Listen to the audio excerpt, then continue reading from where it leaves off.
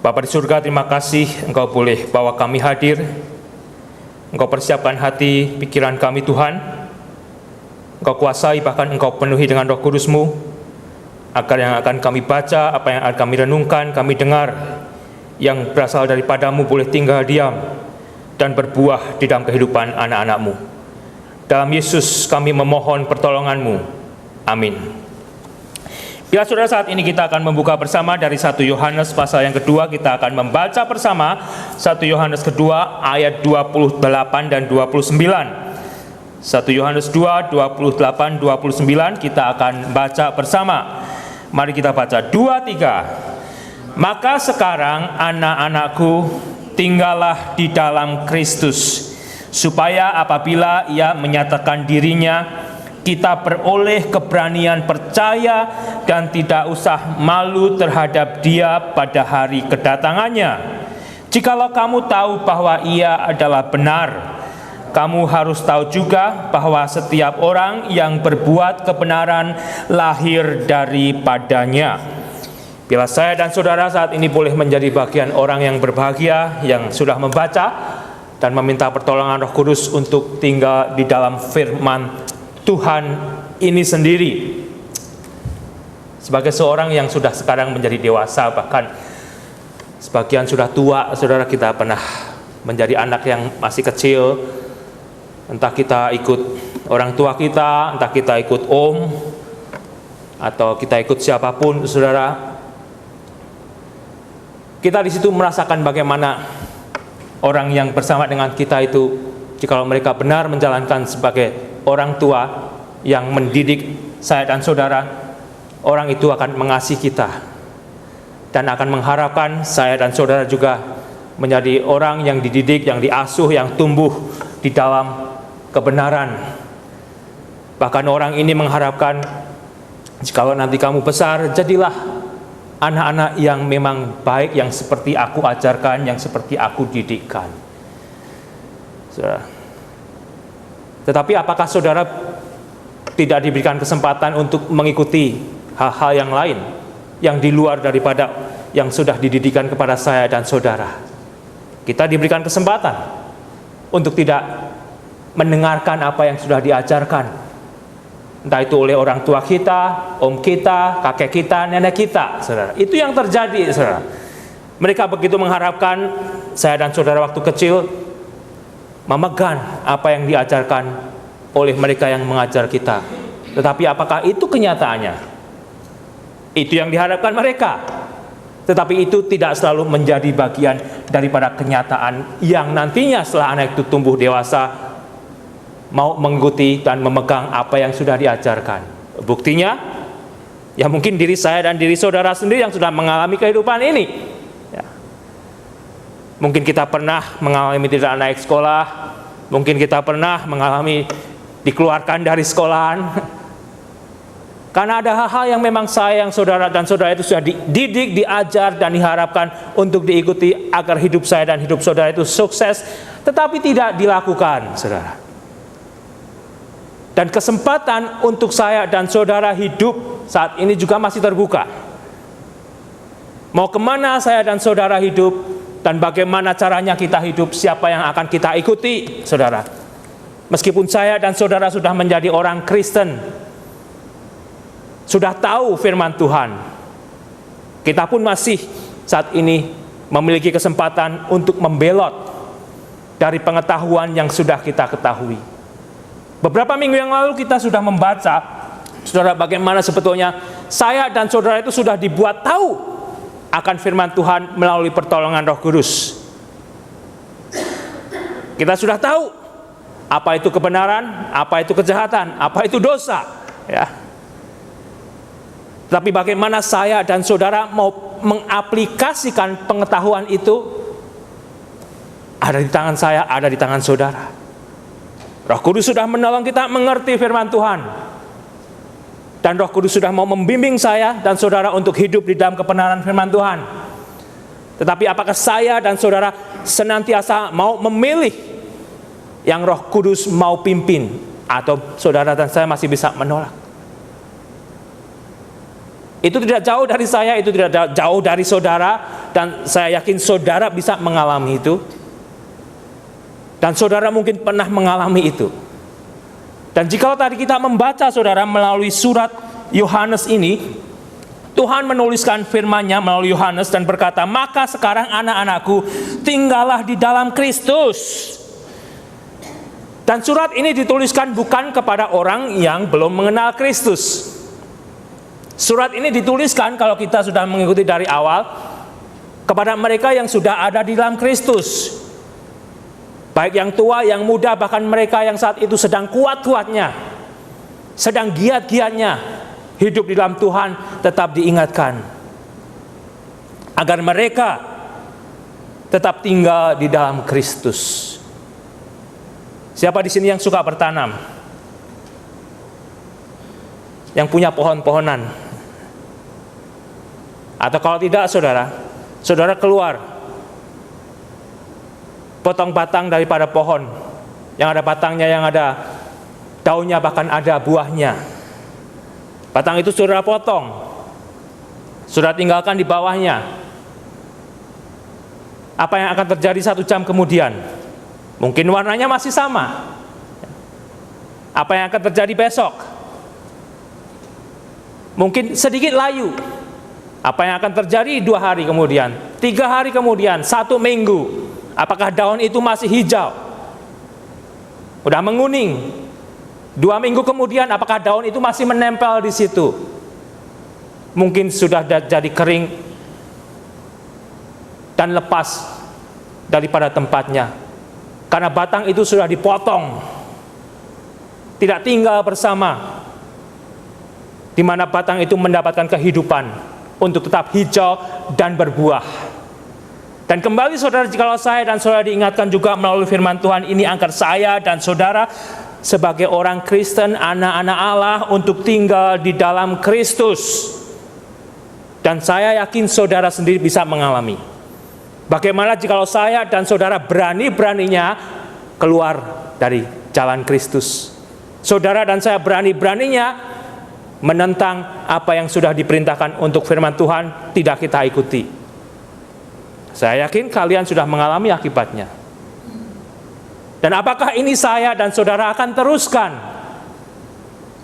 jikalau saat ini kita kembali diingatkan oleh firman Tuhan?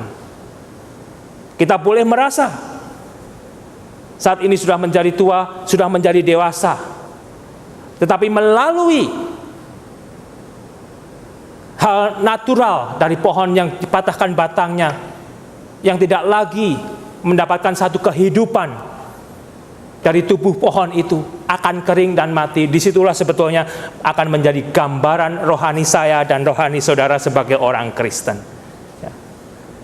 Kita masih bisa menunjukkan saudara bahwa saya dan saudara orang yang punya duit. Kalau kita punya duit, kita bisa menunjukkan apa yang kita miliki di dunia ini. Kalau kita miliki, mereka masih bisa melihat itu semua. Kecantikan kita, kegagahan kita masih bisa dilihat orang. Tetapi sebetulnya dalam diri saya dan dalam diri saudara mulai kering. Rohani itu akan mulai kering. Dan wajah saya dan wajah saudara, jikalau rohani itu mulai mengering, saudara, tidak akan kita bisa juga pertahankan selamanya. Kalau hati kita trouble, muka kita juga berubah. Muka kita juga berubah. Karena damai itu sebetulnya nantinya yang akan lebih menjadi bahan penyakit di dalam diri saya dan diri saudara. Kalau kita tahu firman Tuhan yang sudah oleh Roh Kudus itu dibuat mengerti, ini firman Tuhan yang harus kita ikuti, kita tentang. Kita merasa bersalah tetapi kita nekat, saudara. Bagikan saudara ditarik dari 2 arus. Ikuti aku yang gak benar, aku mau ikut Yesus. Dan saudara belum tetap mau memilih, berjalan di tengah, saudara. Bagikan ditorture diri saudara. Hati saudara, muka saudara, pikiran saudara tidak ada ketenangan sebetulnya. Saudara hanya bisa bertahan, berusaha, aku tidak ada masalah. Saudara dan saya tidak akan ada masalah jikalau kita tetap mendengarkan firman Tuhan dan mau tinggal di dalam Kristus. Meskipun sebetulnya masalah itu menyerang dari luar. Tetapi kalau tidak ada masalah, saudara meninggalkan Kristus, Kan nggak ada masalah, saya nggak ada pergumulan. Kan saya hidup bebas, saya nggak ada yang ngancam. Saya nggak perlu Kristus, saya nggak perlu ke gereja, saya nggak perlu teman persekutuan yang bisa saling mendoakan. Berapa lama saudara bisa bertahan? Berapa lama saya akan bisa bertahan? Tidak lama, saudara. Hanya keangkuhan saya dan keangkuhan saudara yang akan membuktikan nantinya bahwa akhirnya saya dan saudara akan menjadi orang Kristen yang kalah. Dalamnya kering, dalamnya tidak ada sukacita, dalamnya akhirnya takut untuk ketemu sesama lagi, minder. Tetapi keminderan itu bisa kita tutupi dengan alasan yang lain. Sebetulnya diri saya dan diri saudara tidak siap untuk ketemu sesama. Banyak macamnya saudara, jikalau nanti saya dan saudara meninggalkan persekutuan dengan Kristus. Kita masih bisa menutupi saat ini mungkin wujudnya secara jasmani, tetapi sampai sejauh mana kita akan sanggup menutupi jasmani kita jikalau diri kita, rohani kita tidak mau bersekutu dengan Kristus dan tinggal di dalam Dia. Kita yang tidak bisa menikmati kehidupan itu sendiri. Kita yang akan sebetulnya tersakiti, saudara. Dan terlebih daripada itu sebetulnya kita diingatkan. Kenapa mereka diingatkan agar tinggal di dalam Kristus? Supaya apa, saudara? Supaya apabila Kristus menyatakan dirinya, mereka dan kita yang mau tinggal tetap di dalam Kristus beroleh ketakutan? Tidak. Kita beroleh keberanian percaya dan tidak usah malu terhadap Dia pada hari kedatangannya. Pada hari kedatangan kita tidak perlu malu. Tidak perlu malu. Kalau kita pernah sekolah kembali, kita mendapatkan PR matematika, ya kan? Hari Jumat bisa dibawa pulang kan, ada hari Sabtu, hari Minggu. Tapi gurunya udah pesan, Senin jam 7, begitu bel teng, saya mau PR kamu ada di depan meja saya. Kalau PR itu tidak ada di depan meja saya, kamu akan diskors selama pelajaran saya. Dan orang tua kamu akan saya panggil. Mungkin saya dan saudara yang pernah nekat tidak mau bikin PR dan ketemu guru yang memang menjalankan disiplinnya, saudara. Bagaimana? Ya. Kita sudah diberikan waktu. Hari Senin jam 5, hari Senin jam 6, saudara diantar orang tua datang di gerbang, saudara mau coba lari cari alasan, gak bisa minta tukang beca nanti bikin surat kan, gak bisa karena orang tua nongkrongin di situ sampai masuk, jam 7 baru orang tua pergi. Betapa remuk hati saudara. Saya akan menghadapi guru matematika yang tidak akan ada ampun karena memang saya tidak melakukan apa yang diperintahkan, saudara. Ya. Tidak diperintahkan. Kesalahan siapa? Apakah kesalahan guru matematika? Dan jikalau firman Tuhan memberikan perintah, memberikan dorongan, memberikan peringatan, agar saya dan saudara dan jemaat Kristen seluruh dunia tetap tinggal di dalam Kristus, sehingga pada saat Kristus menyatakan diri, kita akan beroleh keberanian percaya dan tidak usah malu terhadap Dia. Karena kita mentaati apa yang Kristus perintahkan. Kita tidak usah takut untuk kita tidak dianggap sebagai anak-anaknya. Siapa yang akan terbukti bahwa selama weekend itu, saudara, tidak membuat PR matematika, ya nanti yang akan tinggal di luar kelasnya, yang diskors karena tidak melakukan apa yang menjadi perintah daripada guru matematika. Dan ini akan terjadi dan terbukti siapa yang tidak mau tinggal di dalam Kristus, yang akan tidak bersama dengan Kristus akan terbukti pada saatnya, akan terbukti pada waktunya, saudara. Dan kita percaya kita sudah diberitahu oleh firman Tuhan. Kita sudah membaca firman Tuhan itu ya dan benar, apa yang difirmankannya akan digenapi. Buat saya, buat saudara, buat hamba Tuhan Kristen di seluruh dunia, buat pengkhotbah, firman Tuhan tidak ada diskriminasi. Jikalau mereka tidak melakukan apa yang Kristus kehendaki, mereka akan mendapatkan konsekuensi seperti apa yang Kristus sudah nyatakan di dalam hati mereka dan saya masing-masing. Tetapi jikalau saya dan saudara tetap tinggal di dalam Kristus, ketika Kristus menampakkan dirinya untuk jemaatnya, saya dan saudara tidak usah malu.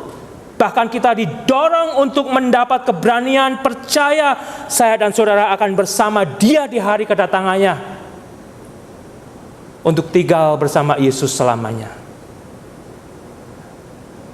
Belum terbukti, saudara, karena Yesus belum hadir. Tetapi siapa bilang Yesus tidak bisa hadir malam ini juga? Tapi siapa bilang juga Yesus akan hadir nanti 100 tahun kemudian? Tidak tahu. Kita bisa tahu dengan pasti dan firman-Nya berkata, Yesus akan kembali lagi. Tetapi kapan Dia akan kembali? Firman Tuhan tidak memberikan detail. Tapi satu hal yang saya dan saudara tidak bisa untuk tidak lakukan, seperti ilustrasi guru tadi, saudara, apa yang difirmankan Tuhan akan digenapi. Karena mungkin anak itu belum mengalami hukuman dari si guru matematika ini, sehingga mungkin masih berani mencoba, saudara. Jika saudara membaca, mungkin ada seorang yang pergi ke North Korea untuk mencoba bagaimana mengalami penyiksaan di sana. Dan ada orang Amerika yang ingin mengalami itu, yang katanya penyiksaan di North Korea itu begitu luar biasa. Dan saat ini dia dihukum 6 tahun untuk kerja labor. Sehingga dia tahu nanti bagaimana kenyataan yang ada. North Korea itu menjalankan hukumannya. Karena dia sudah mengalami. Saat ini mungkin saya dan saudara belum mengalami, karena Yesus belum kembali. Tetapi kalau Yesus kembali 1 jam dari saat ini, saudara tidak siap, disitulah saudara baru akan mengalami. Bagaimana kalau Yesus kembalinya 1000 tahun dari sekarang? Saya udah mati kan? Ya sebetulnya saya dan saudara tetap justru dipersiapkan. Jikalau Yesus belum kembali, saya sudah mati. Saya pun mendapat keberanian yang pasti, jikalau saya mati, saya akan bersama Kristus. Saya tidak akan kemana-mana. Karena selama hidup saya mau mendengarkan Kristus. Saya tahu hidup saya tidak akan sempurna. Oleh karena itu Allah yang begitu mengasihi saya dan mereka sudah memberikan Yesus. Jikalau saya terpeleset, jikalau justru saya dengan sengaja menyakiti sesama saya diberikan kesempatan untuk segera kembali dan memohon, meminta ampun. Tetapi saya tidak akan tetap tinggal di dalam dosa saya lagi. Itu bedanya, saudara. Kita akan tetap tinggal di dalam Kristus, bukan berarti saya dan saudara akan menjadi sempurna saat ini. Selama saya dan saudara masih ada di dalam tubuh yang sudah dikuasai dosa ini, tidak akan sempurna. Tetapi jikalau saya dan saudara memang sudah menyadari bahwa saya dan saudara menyerahkan hidup kita di dalam Kristus, kita tidak akan mau lagi menikmati dosa. Itu bedanya. Kita tidak mau lagi tinggal di dalam dosa. Itu bedanya. Kita masih bisa jatuh di dalam dosa, iya. Bahkan dengan sengaja, iya. Tetapi kita didorong dan diperintahkan untuk segera diselesaikan. Itu indahnya sebetulnya, saudara. Bukan kalau sebagai orang Kristen, melihat orang yang belum Kristen justru dikatakan hal-hal yang aneh-aneh. Yesus tidak menghukum saya, tidak menghukum saudara. Justru Yesus mau mati untuk kita, untuk melepaskan hukuman yang harus kita terima. Tapi masih ada orang Kristen, Justru melihat orang Kristen yang lain terjatuh, nyukurin, syukur.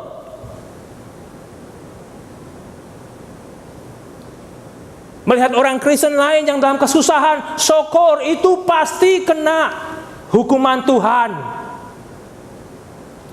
Itu bukan sikap Kristen yang diajarkan oleh Kristus. Kristus sendiri mau melepaskan kita. Dia memberikan dirinya dihukum agar kita tidak dihukum. Sehingga mentalitas Kristen kita bukan lagi demikian. Mentalitas Kristen saya dan saudara harus mengikuti Kristus. Tidak mengharapkan orang Kristen lain jatuh. Tidak mengharapkan orang Kristen lain celaka. Justru kalau kita melihat, kita mendorong mereka untuk segera diselesaikan. Karena kita tahu, dan kita sudah didorong agar saya dan saudara tetap tinggal di dalam Kristus. Sehingga jikalau dia datang, saudara, kita tidak malu, kita berani. Dan Yesus sendiri yang menjanjikan bahwa dia akan kembali, saudara. Jika saudara ada kitab, saudara bisa melihat dari Injil Yohanes pasal yang ke-14. Dari Injil pasal Yohanes 14 ayat 1 sampai dengan 4 saya akan membacakan di situ, saudara. Yohanes menuliskan apa yang Yesus katakan di situ. Jangan gelisah hatimu. Percayalah kepada Allah. Percayalah juga kepadaku, kepada Yesus. Di rumah Bapakku banyak tempat tinggal. Jika tidak demikian, tentu aku mengatakan kepadamu. Yesus mengatakan yang benar, Yesus tidak berbohong. Sebab aku pergi ke situ untuk menyediakan tempat bagimu. Dan apabila aku telah pergi ke situ dan telah menyediakan tempat bagimu, apa yang Yesus akan berbuat berikutnya, saudara? Aku akan datang kembali dan membawa kamu ke tempatku, supaya di mana aku berada, kamu pun berada. Siapa yang akan datang kembali? Yesus. Dia sendiri akan datang kembali untuk membawa kita, untuk membawa umatnya, untuk membawa jemaatnya. Dia yang akan datang. Bukan kita yang harus berlari, saudara. Dia yang akan datang. Dan pada saat waktu Yesus akan datang, kita didorong, jikalau saya dan saudara tinggal di dalam Kristus, kita tidak usah takut. Seperti orang yang tidak mengerjakan PR, justru kita diberikan keberanian untuk menyambut Yesus yang sudah mengasihi saya dan saudara, yang kita rindukan, yang mungkin malam ini bisa, yang mungkin minggu depan bisa, yang mungkin 1000 tahun dari sekarang bisa. Itu tidak akan merubah bagaimana kita hidup sebagai anak-anak Tuhan. Entah malam ini Kristus akan tiba untuk menjemput jemaatnya, atau minggu depan, jikalau saya dan saudara memang sudah mau mengikuti kehendak Kristus dan tinggal di dalamnya, tidak akan mengubah pikiran saya dan saudara. Tidak akan mengubah. Sehingga ketika Yesus datang untuk jemaatnya, kita sudah siap dan kita diberanikan. Dan Yesus sendiri yang menjanjikan, dia akan kembali, akan membawa kita untuk bertemu dengan dia. Sehingga di mana dia berada, di situ pun kita akan senantiasa berada bersama Yesus. Ada satu peristiwa, saudara, di Tesalonika sekitar 2000 tahun yang lalu, yang saudara bisa ikuti dari 1 Tesalonika pasal yang keempat ayat 13 sampai 18. Saya akan bacakan. Selanjutnya, kami tidak mau saudara-saudara bahwa kamu tidak mengetahui tentang mereka yang meninggal, supaya kamu jangan berduka cita seperti orang-orang lain yang tidak mempunyai pengharapan. Orang Kristen di Tesalonika saat itu sudah menjadi percaya dan mereka mendengar bahwa Yesus akan kembali. Tetapi saudara-saudara mereka yang sudah ada di dalam Tuhan Yesus ternyata mati duluan. Dan Yesus belum kembali. Kemudian mereka bersedih hati. Tetapi firman Tuhan melalui Paulus mengingatkan agar mereka tidak berduka cita seperti orang-orang yang tidak mempunyai pengharapan. Artinya sebetulnya mereka masih memiliki pengharapan, saudara. Saudara-saudara mereka yang sudah mati di dalam Kristus, mereka masih mempunyai pengharapan. Karena jikalau kita percaya bahwa Yesus telah mati dan telah bangkit, maka kita percaya juga bahwa mereka yang telah meninggal dalam Yesus. Siapa saudara? Mereka yang telah meninggal dalam Yesus akan dikumpulkan Allah bersama-sama dengan Yesus. Ini kami katakan kepadamu dengan firman Tuhan, bukan novel. Kita yang hidup, yang masih tinggal sampai kedatangan Tuhan. Tuhan Yesus tadi kita sudah baca, dia sudah berjanji akan kembali dan firman-Nya akan digenapi, saudara. Kita yang hidup, yang masih tinggal sampai kedatangan Tuhan, sekali-kali tidak akan mendahului mereka yang telah meninggal. Pada waktu tanda diberi, akan ada tanda yang diberikan, yaitu pada waktu penghulu malaikat berseru dan sangkakala Allah berbunyi, maka Tuhan sendiri akan turun dari sorga. Dia sendiri akan datang, dan mereka yang mati dalam Kristus, apa yang akan terjadi saudara? Lebih dahulu bangkit untuk menerima tubuh kebangkitan. Rohnya sudah bersama dengan Kristus. Kan dikatakan jikalau kita mati, saat itu juga kita ada bersama Kristus. Kepada penjahat di sebelah Yesus, dia berkata, hari ini juga engkau akan bersama dengan aku di Firdaus. Dan di dalam peristiwa ini, saudara, mereka yang sudah mati dalam Kristus akan mendapat satu tubuh kebangkitan. Kemudian kita lanjutkan. Sesudah itu kita yang hidup, yang masih tinggal, akan diangkat bersama-sama dengan mereka dalam awan menyongsong Tuhan. Di mana saudara? Di angkasa. Akan terjadi pertemuan di dalam awan antara Yesus yang menjemput jemaatnya dan kita yang dijemputnya. Dan apa yang akan terjadi saudara? Hingga disitulah selamanya saya dan saudara yang dijemputnya akan bersama dengan Kristus selamanya. Mungkin sebagian sampai saat ini masih mengira itu kan novel, itu kan film, ya. Itu kan film, bukan. Itu firman Tuhan tadi kita baca. Di film itu mungkin mengambil gambaran daripada ini dan didramatisir, ditambahi supaya menarik. Tetapi ada satu peristiwa yang akan jelas terjadi. Yesus akan datang dan menyambut jemaatnya di angkasa. Yesus belum turun ke dunia untuk mendirikan kerajaannya 1000 tahun, belum, baru kemudian nanti. Dan ketika Yesus akan tiba untuk menjemput jemaatnya di angkasa, saya dan saudara yang tinggal di dalam Kristus, kita tidak usah takut. Entah malam ini, entah minggu depan, entah 1000 tahun kemudian, kita diberikan keyakinan dan kita diberikan keberanian untuk bertemu dengan yang mengasihi saya dan saudara, Yesus. Dan jikalau itu yang kita rindukan saudara, hidup kita akan berubah. Hidup kita akan lebih mau mendengarkan siapa yang memberikan perintah. Dan jikalau anak tadi sekali sudah mengalami apa yang menjadi hukuman daripada guru matematika, tidak tahu deh kalau dia mau mencoba yang kedua dan ketiga kali. Ya. Apakah saya dan saudara mau mencoba akan hal ini? Ilustrasi demi ilustrasi sudah diberikan oleh firman Tuhan. Apakah saya dan saudara mau menjadi seperti 5 gadis yang bodoh atau 5 gadis yang bijaksana?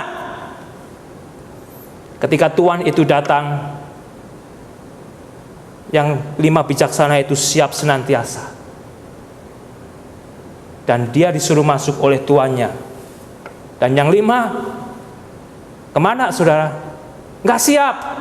Tolong pinjemin aku deh supaya lilinku nyala. Nggak bisa. Nggak bisa. Sehingga bukan kalau karena saya dan saudara akan mati saja kita akan bersama Yesus, tetapi Yesus juga sudah berjanji bahwa dia akan kembali. Jikalau Yesus akan kembali sebelum saya dan saudara mati dan kita tetap hidup tinggal di dalamnya, kita akan bertemu dengan Yesus di awan-awan. Kalau kita sudah mati duluan di dalam Yesus,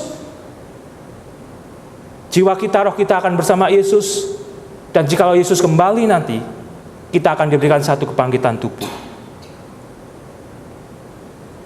Dan jikalau itu menjadi pengharapan saya dan pengharapan saudara sebagai orang Kristen, kita tidak akan kembali bermain-main seperti murid tadi. Sekali terjadi, sudah terjadi, saudara. Tubuh fisik saya, kemampuan saya untuk bisa membagikan firman Tuhan tidak akan menolong saya untuk diangkat bersama Yesus jika ternyata di luar daripada yang saudara lihat, kehidupan saya tidak mengikuti kehendaknya. Demikian juga hidup saudara. Jika kehidupan saudara dari waktu ke waktu tidak mencerminkan apa yang Yesus Kristus kehendaki, bagaimana saudara hidup sebagai orang Kristen, kemungkinan saat itu juga kita akan gemetar. Karena kita tahu kenapa kita gemetar, saudara. Kalau kita tidak salah, kenapa kita harus gemetar? Kenapa kita takut dipanggil orang tua kita? Kalau kita memang tidak mencuri uang di kantong saku orang tua kita. Kenapa kita akan gemetar? Karena kita salah. Kalau kita tidak salah, Pak, aku tidak mencuri. Apapun alasannya, Bapak menuduh aku mencuri.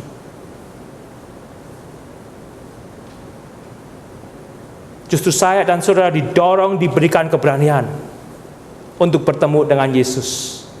Tidakkah itu indah? Tidakkah itu indah, saudara? Tapi jangan mengira pendeta yang bisa berkhotbah